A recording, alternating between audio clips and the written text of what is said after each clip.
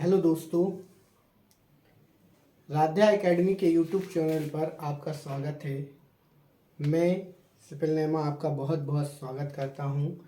आज मैं कक्षा 12वीं से कार्बनिक रसायन का पहला टॉपिक हेलो एल्कीन और हेलो एरीन्स बताने जा रहा हूं।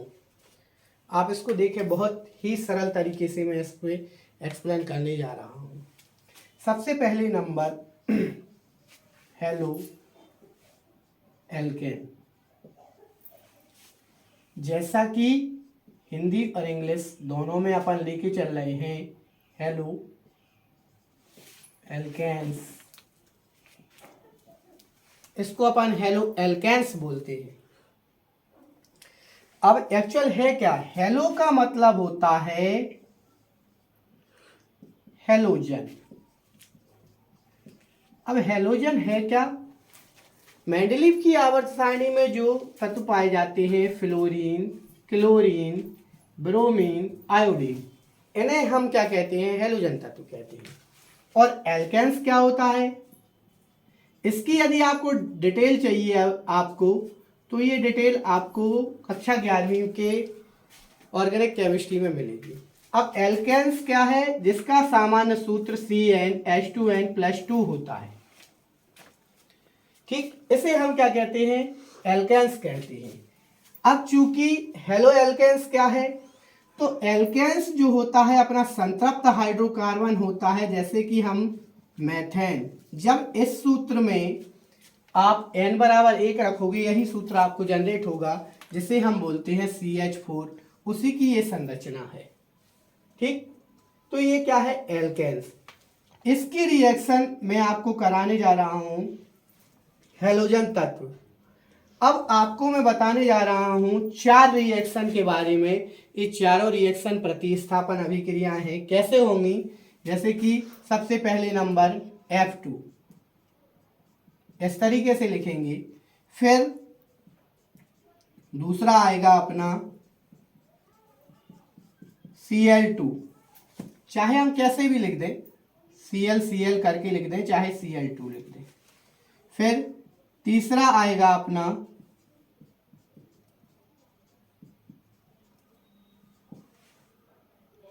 Br2, Br करके लिखेंगे। और चौथा आएगा अपना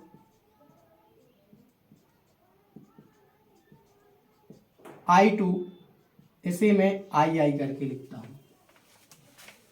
अब आप ध्यान दीजिए कि जब भी फ्लोरीन की रिएक्शन होगी तो वह गर्म करना पड़ेगा हल्का सा। आयोडीन की रिएक्शन होगी तब भी यह हम गर्म करेंगे हल्का सा। और क्लोरीन और ब्रोमीन की रिएक्शन होगी तो यह सूर्य प्रकाश या अंधेरे में होगी। जब हमें तेज रिएक्शन चाहिए तो सूर्य प्रकाश की उपस्थिति में करेंगे, और जब मंद रिएक्शन चाहिए तो हम इसे अंधेरे में करेंगे, डार्क में करेंगे। आगे मैं बताऊंगा कि इससे दोनों से अलग अलग प्रभाव कहां मिलेंगे आपको। अब देखिए, ये आपको 4 क्लियर है। ठीक, अब ये कैसे बताए गए हैं? देखो, यहां से एक फ्लोरीन जाएगा, SH को बाहर निकालेगा, ये इसकी जगह जाएगा। तो मैं आप इसको इकट्ठा करके लिख देता हूं, CH3 और F प्लस HF, ये इसकी जगह गया। इसे बोलते हैं प्रतिस्थापन। इस प्रक्रिया को मैं क्या बोलूंगा? प्रतिस्थापन बोलूंगा। प्रतिस्थापन का क्या मतलब होता है? प्रतिस्थापन का मतलब होता है कि एक दूसरे की जगह एक्सचेंज करना, और पहले वाले की जगह दूसरा व्यक्ति ले और दूसरे वाले की जगह पहला व्यक्ति ले। सेम कंडीशन, यहां से क्लोरीन जाएगा, CH3Cl, यहां HCl बनेगा।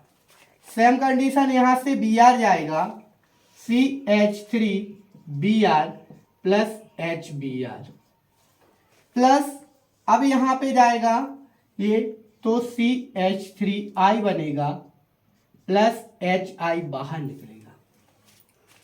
तो 1 2 3 4, ये चारों जो होंगे हेलो एल्केन कहलाएंगे। इनका यदि हम सामान्य सूत्र देखें तो वो बनेगा CnH2n+1 इंटू X। इसलिए लिखा क्योंकि इन सबको मैं रिप्रेजेंट कर रहा हूं X से। अब कोई भी एक अभिक्रिया संभव है एक बार में, तो इसकी डेफिनेशन क्या बनेगी, ध्यान दें, जब किसी भी संतृप्त हाइड्रोकार्बन या एल्केन, क्योंकि इस सूत्र से ही इसको हमने उत्पन्न किया है, आप इसमें एक रख के देखेंगे आपको CH3 CH4 ही आएगा जिसे हम मेथेन कहते हैं। संतृप्त हाइड्रोकार्बन के एक H का प्रतिस्थापन हैलोजन समूह के तत्व फ्लोरीन, क्लोरीन, ब्रोमीन, आयोडीन किसी एक से किया जाता है तो बनने वाले क्रियाकारी यौगिक को हेलो एल्केन्स कहते हैं। क्या बोलेंगे हम, हेलो एल्केन। ठीक, इसका स्पेशली नाम होगा फ्लोरोमेथेन या मैथिल फ्लोराइड, इसका होगा मैथिल क्लोराइड, इसका नाम क्या होगा, मैथिल ब्रोमाइड, इसका नाम क्या होगा, मैथिल आयोडाइड। तो ये प्रतिस्थापन के फलस्वरूप बना। डेफिनेशन में पुनः रिमाइंड कर रहा हूं, इन्हीं को देख के आपको बनानी है। जब संतृप्त हाइड्रोकार्बन के एक H का प्रतिस्थापन फ्लोरीन, क्लोरीन, ब्रोमीन, आयोडीन में से किसी एक से किया जाता है तो बनने वाले क्रियाकारी यौगिक को हेलो एल्केन्स कहते हैं, जिसका सामान्य सूत्र CnH2n+1 होता है। That's is clear. ये आपको मुझे लगता है क्लियर हो गया होगा। अब इसके बाद आता है हेलो एरीन। अब आप देखें हेलो एरीन एक्चुअल है क्या। ठीक, तो अब हेलो एरीन के बारे में आती हैं अपन।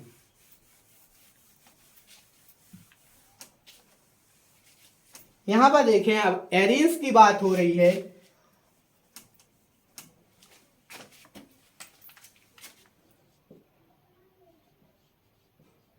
एरीन, एरीन्स बोलेंगे इसको हम। अब एरीन्स क्या होता है, अब एरीन्स में हमें लिखना है बेंजीन, इसे ही हम क्या बोलते हैं, एरोमेटिक हाइड्रोकार्बन।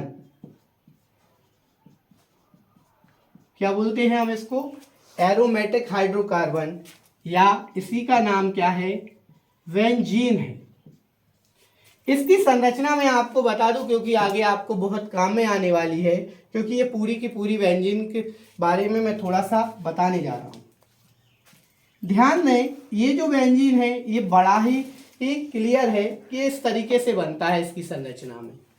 अब इसकी एक और संरचना होती है बंध संरचना, जिसमें एक दूसरे से 6 कार्बन सिंगल बॉन्ड के साथ पहले नंबर अटैच होती है और हर पोजीशन पे एक एक हाइड्रोजन इसमें जुड़ा होता है। और एकांतर क्रम में इसमें द्विबंध होता है, जो आगे चलकर जो डीलोकलाइजेशन की क्रिया के फलस्वरूप, ठीक, अनुनाद की क्रिया के फलस्वरूप ये क्या होता है, इस रिंग में परिवर्तित हो जाता है। बेंजीन की एस पोजीशन और एस पोजीशन को हम ऑर्थो पोजीशन के नाम से जानते हैं। एस पोजीशन को मेटा पोजीशन कहते हैं और एस पोजीशन को पैरा पोजीशन कहते हैं, पैरा स्थिति कहते हैं।